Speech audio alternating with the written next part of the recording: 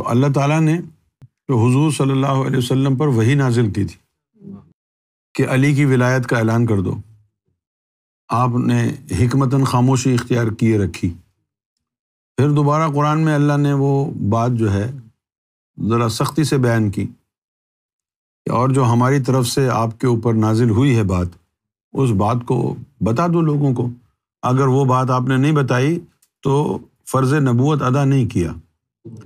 پھر کہا کہ لوگوں سے کیوں ڈرتے ہیں، ہم آپ کی عزت کے محافظ ہیں، آپ بتائیں.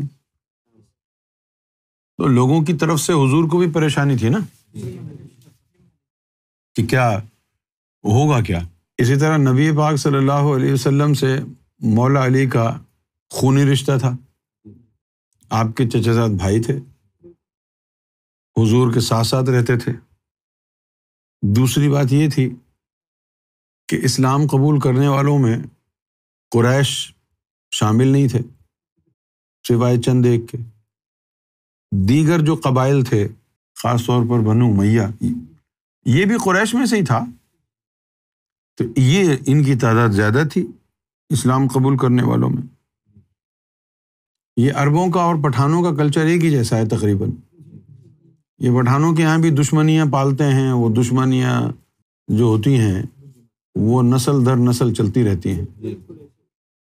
یہ عربوں کے یہاں پر بھی یہی ہے، ان کے یہاں بھی دشمنیاں پالتے ہیں، نسل در نسل چلتی رہتی. لوگوں کو یہ تھا کہ رشتہ داری کی وجہ سے حضور پاک نے علی کو اتنا قریب کیا ہوا ہے. جب بھی کوئی خاص بات ہوتی تو حضور مولا علی کو ہی پکارتے، تم آؤ.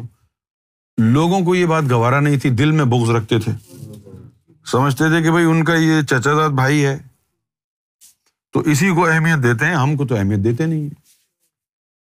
حالانکہ آپ نے یہ بات بھی صحابہ کو سمجھا دی تھی کہ دیکھو بھائی، علی کا اور میرا معاملہ جو ہے یہ یوں ہی سمجھو جیسے موسیٰ اور ہارون کا رشتہ تھا نا، کہ اللہ تعالیٰ نے ہارون کو موسیٰ کا مددگار وصی بنایا تھا. یہی طریقہ جو ہے میرے ساتھ اور علی کے ساتھ اللہ نے کیا کہ علی کو میرا وصی بنایا ہے. فرق صرف اتنا ہے کہ ہارون نبی تھا اور اب نبوت ختم ہو چکی ہے، تو علی میرا وصی ہے اور ولی ہے. جو بات حضور صلی اللہ علیہ وسلم نے حجۃ الوداع کے موقع پر نہیں کہی.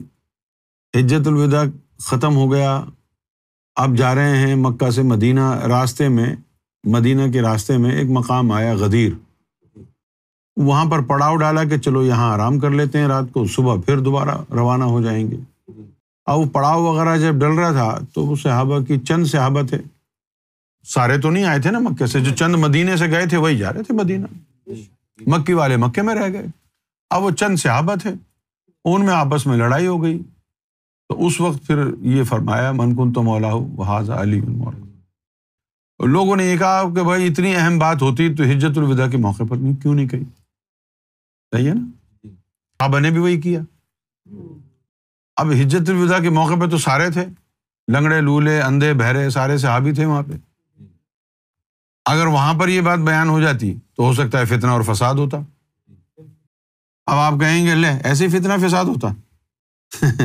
یقین کریں جب بھی حضور نے اپنی زبان مبارک کھولنا چاہی مولا علی کے حق کے لیے، اس وقت جو ہے وہ لڑائی جھگڑا کیا صحابہ نے. تو جب آخری لمحات تھے، عالم نزا تھا، تو اس وقت آپ صلی اللہ علیہ وسلم نے فرمایا تھا کہ کاغذ اور قلم منگواؤ، میں نصیحت کر دوں. تو ان کو پتہ تھا نا سب کو.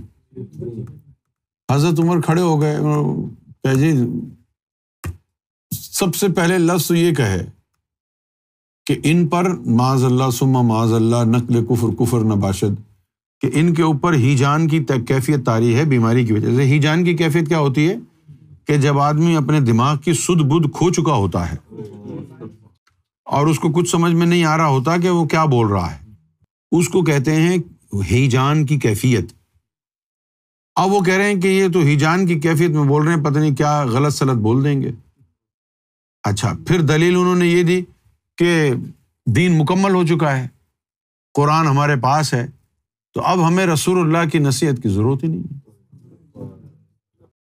اچھا، اب بولنے سے پہلے ہی اتنی شدت ہو گئی تو معلوم یہ ہوا کہ ان کو اندازہ تھا کہ کیا بولیں گے۔